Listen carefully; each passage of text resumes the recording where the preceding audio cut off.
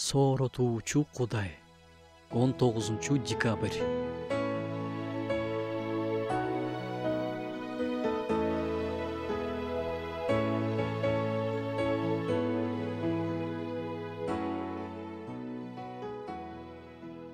Ошентип, биз ишеним аркылуу акталып, Теңирибиз Иса Машаяк аркылуу Кудай менен тынчтыкка ээбиз.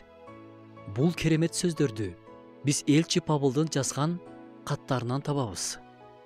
Күнөө келгенде адамзат Кудай менен болгон байланышты жоготкон. Бул өтө чоң трагедия. Бардыгын жараткан Кудай менен тынчтыгың болбосо, бул чоң трагедия. Жер планетасында азыр көптөгөн жерлерде согуштар болуп жатат. Канчалаган бейкүнөө адамдар ошол согуштардан азап тартып жатышат. Алар тынчтыкты эңсешет. Аларга жердик байлыктар, машина, укмуштай үйлөр, алтын күмүштүн да кереги жок. Эң негизгиси тынчтык эле болсо болот эле деп жашашат. Кудай менен тынчтыкта болуу дегендик да көйгөйлөрү жок, жеңил желпи, май талкан жашоо дегенди билдирбейт. Эми мен эч качан оорубайм, эч качан күнөөгө азгырылбайм.